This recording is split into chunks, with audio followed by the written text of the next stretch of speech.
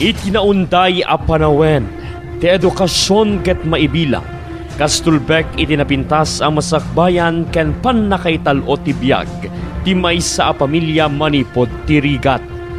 May 15, 2013, iti napagbali na linteg iti Republic Act No. 10533, wenam amo kas Enhanced Basic Education Act of 2013.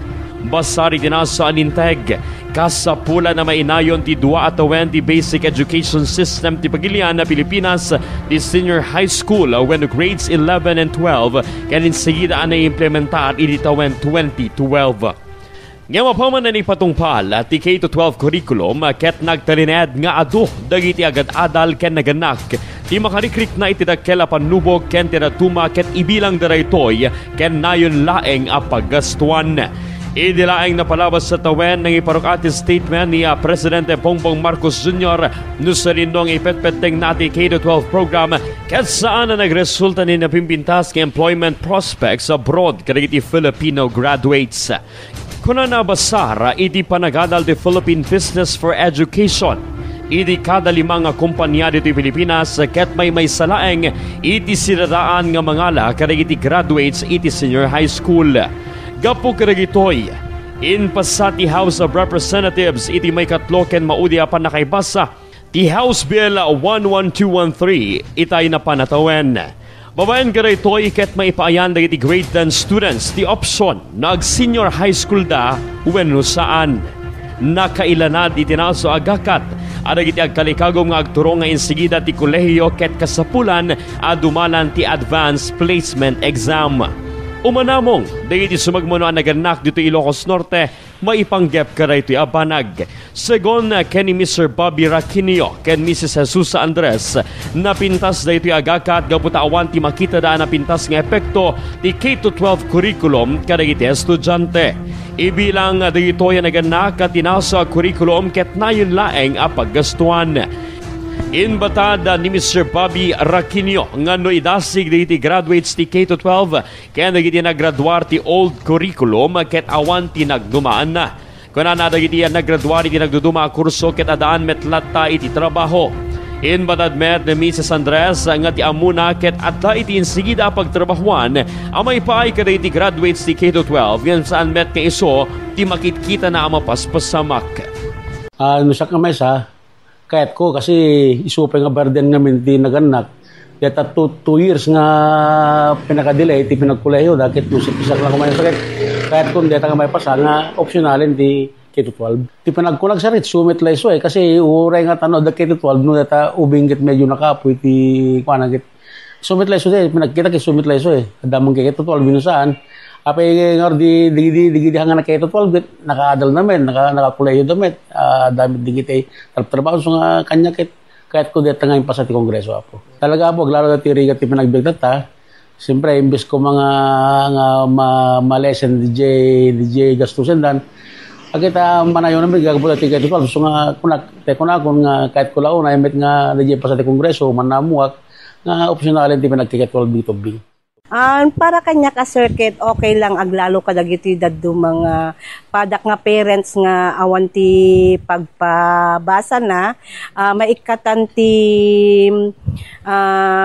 dagiti masapul nga mabayadan ket dati pagbasa dan no kati grade 11 ken 12 mabalinda nga ikwa para kadetoy pa anan inaldaw nga masapul dat ibaga da idi kwa nga adda numalpas kati nga agkoti K-12 adda trabaho nga maiyalokar para kadagiti ti makita ket awan may trabaho nga maiyalokar para kadagiti nagturpos ti K-12 sir iso pa 2 years nga panagbasa dati senior high sir. Gasto nga talaga, dakkel nga paggastuan dito K-12 sir. Kabayatan na saan nga umanamong dagiti mga isurusuro dito yung probinsya iti singasing dagiti dua ang naganak. Kunada dakela sa lutsod karakpada no papanan dagiti senior high school teachers. Kuna ni Mr. Jerry Arrieta, mangidadaulo iti may sa pagadalan dito yung probinsya ang makita ng epektibo ti senior high school gaputa adon dagiti nagturpos nga estudyante da nga daanen ti trabaho iti agdama kalpasan ti panagturpos da nupay at adulata dagiti nagdesisyon na nagtuloy nga agbas sa ti kolehiyo ore at dadan iti skills ken abilidad nga agtrabaho gapot na kayat da ang maadaan tinapimpintas ang masakbayan. Inay na payang nga dagiti K-12 graduates ket namat mature ken mas naisagana iti sa rekda ti kolehiyo malaksid iti daytoy kunana babaen iti K-12 curriculum ken agbalin nga globally competitive dagiti estudyante. Inpeteng na nga saan kasidi dati anu engineer ka ang naggraduar dito Pilipinas ket saan ka maibilang kas engineer numapangkay di sa Bania Pagilian gapo iti kinakurang ti basic education ti Pilipinas iti Calabes. Para kanyak ket han nga napintas dito nga ganuan. Kasi sayang met digiti programa tayo lalo di senior high school ken adu digiti questions ni no deti ket mapatuloy kasla pumakyan nga rod ti papanannan digiti senior high school teachers tayo digiti facilities tayo nga nagatang na purchase ken digiti adal nga may paaypay kadigitoy estudyante tayo. At nung K-12 tayo 12 years tayo we are competitive, globally competitive kasi nga yung basic education natin is also 12 years na. Hindi kagaya noon na kung engineer ka dito, hindi ka pwedeng maging engineer doon sa ibang bansa. Tsaka kung high school lang natapos mo noon, parang 4th year, kung punta ka sa ibang bansa, mag-aaral ka uli ng high school. So but now since we are globally competitive because of this K-12, we can now compete with other countries because of our educational system. And my own point of view, negative kanya ti opinion ko ka data. Para kanya ka as a teacher in the senior high school. Kasi nagrigat man yung wage adjustment no kung nga pasarenta yun. And kaya nga meron tayong senior high school, kaya nga naipasa in preparation for the children or for the learners in college. Pero pag mabalindang labtawan, Bijay, kaya da ba nga ta? Prepared da ba nga ta? Especially so, nga alignment ti curriculum iti junior high school, iti senior high school. And so, kasano dagijay subjects nga rod or dagijay learning areas nga malibtawan da in case na agbalin optional or tayo ko naman nga mabalinda nga libtawan.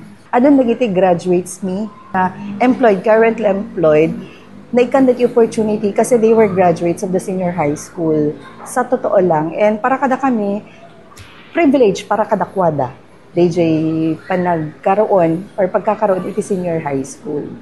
Diyak lang amon, applicable DJ kadagiti other ng eskwela or kadagiti kaslata ko naman nga DJ nga medyo gastusin para kada kwada. Pero kadagiti ito yan dagiti barangay or communities nga ikat-cater me, so far positive naman yung approach nila pagdating sa senior high school. No agpabasa, iti may isa naganak na ipagagangayan na kasapulan ti Agosto.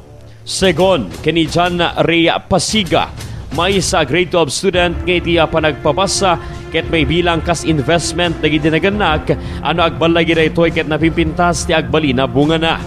Kunana ano mapagbalina nga optionality K-12 da kela sa ludsud ken kuana no kabaelanen asumre ka iti kolehiyo dagiti junior high school.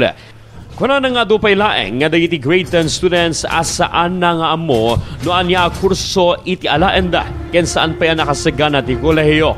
Inbarad na babaan iti senior high school ket maipayan dati ng anaya panawen tap nagsagana ken amwen ti usto paglaingan da sakbay asumre ti kolehiyo. No ikatendaman dito nga K-12, sir. Anong to pa lang ata mapasama kadagajay next generation? Are they will able to handle the stress of college? I know that college is very stressful, sir. So na grade 10 man, tapos ag-college ka dagos. Maybe it cause unpreparedness. Handa unay prepared kasi handa nga na-enhance or napa-improve the skills da, especially the course that they want. Kasi when you are in grade 10, hangkapay nga sure if anang nga course ti alaem no kwa. So if this, kasi na damit K-12, there are different types of strands, academic tracks that will help them to choose their right career no mapandaman di college, and that will help them to tapno maala damet la di course na align kadagaji skills din ako sir. Kasi talaga biyag sir, we can tell na no pagadalim iti mesang anak mo awan iti gasto sir. Kasi tikon ko na da nga rod, dagiti anak tayo iti investment tayo. No ag success data nga investment, may sublidan to met lang no kadagaji invest tayo kanyado sir. That's it. For me, sir, I believe that 11 and 12 is still essential or still needed because it prepares us students. Namkas lang din na amin kami nga grade 10 circuit tatlo may ready kami met lang para iti college. Kasi ti college ket kasak mas na dakdakkel nga ano ti edukasyon nila, sir. So I kas lang kas pagarigan, sir, ti Papa Obrada at tagamin kanyami ket DJ researches, sir. I believe that those are not enough kasi no 11 and 12 kakat kas lang mas may elaborate ko master nga maisuro kasi. Segon, kini Miss Jennifer Alejandro, Information Officer ti DepEd Lawag. Ngayon da iti instruction may panggap kare ti along-along.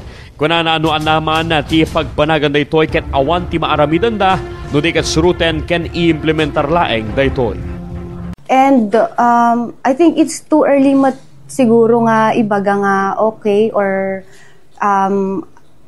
ti impact na deto nga baro nga implementation or bill, but for us po in DepEd, since bill pa lang isuna, we will have to wait no kasano iti panang implement da kadeto nga baro nga pagalagadan to iti education. But for us po no ana iti ibaba nga order iti central office ket isumati implement.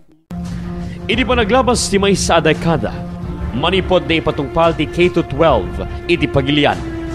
Nagtali na eda gudwa ti opinyon da iti tao. Dahito kadi, kit nagbali na tulbek tinangat nga to a kalidad ti edukasyon when may salaing nga nayo na padaksen kadag iti naganak, estudyante ken iti pamilyada. Tinaipanamnama na pintas nga oportunidad da ken mas nakasagan nga agtutubo para iti masakbayan da. Natungpal kadi bueno nagtalin ang maysa sa lunsod. Ana talaga ti problema. Educational system bueno bilang ti oportunidad ang mabalin na pagtrabahuan dagiti estudyante. Para di Bombo Investigative Report, Bombo J. Agnier para sa number 1 and most trusted radio network in the country, Bombo Radio Philippines, Basta Radio. Bombo!